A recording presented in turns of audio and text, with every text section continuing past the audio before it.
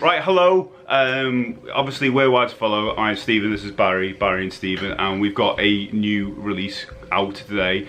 The new release is called WtF HQ02, which stands for WtF Headquarters 02. It is out right now on Bandcamp, and the link will be below. It'll be on streaming services next week. It's got 3 tracks on it. The first track is called Landrew Help Me.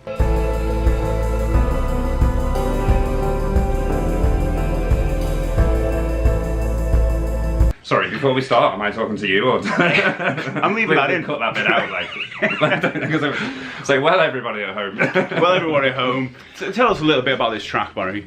Okay, so obviously the big thing is I'm just basically talking to both. It's like you're. Anyway, so. Yeah, that's right. The big thing is obviously we work with Emma, our good friend, also known as My Mystical Creature. Yeah. And we had a session in the studio where we recorded loads and loads of different sounds, and then we put them all into the sequencer afterwards, and took ages doing every little bit.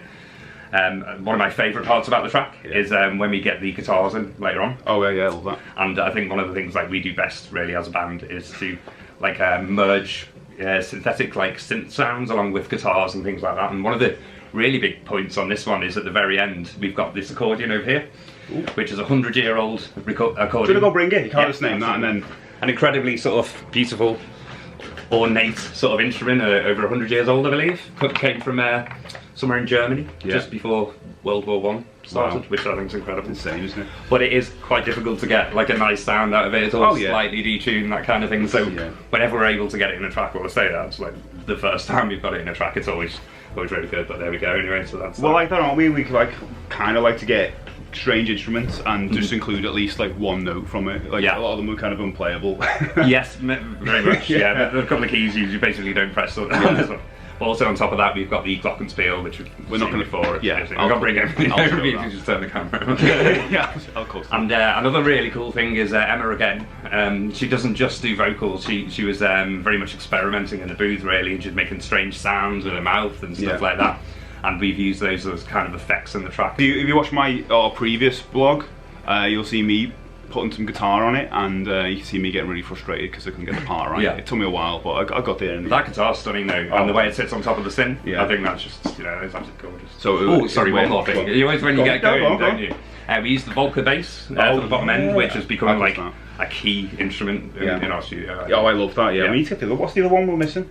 We've got the bass, we've got the keys, and there's a sampler, and I believe there's a drum machine as well. Oh, drum machine as well? I've got to admit though, the two that I would really want we have already. Yeah, right. But I'm sure they're all cool. But it's a really good tip that, because it's an analog synth, isn't it? And it's, I don't know how much it is because it was a present. But presumably, it's affordable for an analog synth. And we get really, really good results. Whenever we put that on, we hear the track again and go, that's it, man. We've got it now. So. So, and Barry's got another birthday coming up this year, so if you want to donate one of those other ones we're missing now, I'll put. No, I won't do anything. I mean, realistically, any synths will. Can you give us some things? Can you give us money? No. Coffee pods. So the title of that track is Landrew Help Me, and that is lifted from a classic Star Trek episode, Return of the Archons. It's just one of the quotes from that, so if you're wondering where that came from, it came from there. But also, when we were doing our research, we found out that Landrew was a serial killer in the early 1900s, I think, in France, and he used to have a hotel and he used to poison his guests. So take Star Trek. So enjoy. I'm going to go for the Star Trek. The second track is called Toronto.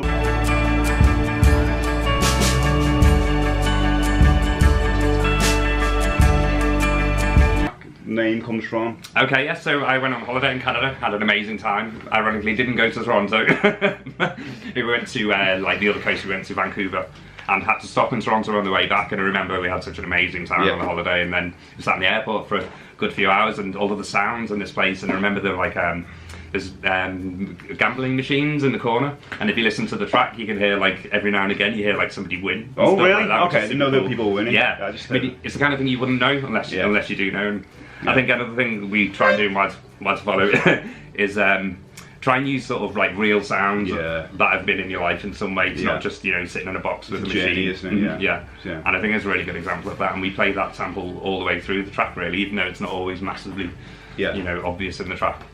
So I absolutely adore that track. It is my favourite. It's it kind of reminds me of something that we used to do like years ago. We have a melody and we kind of make it a bit rocky. Like we're in our previous band, Minion TV. I hate saying previous band as if they're dead or anything. But they are. Yeah, like that. But yeah, it's very much in the same vein as that. Someone described it as I miss a fall, that kind. Yeah, definitely get that. If you've ever heard that track, that vibe. And the last track is An Error Occurred.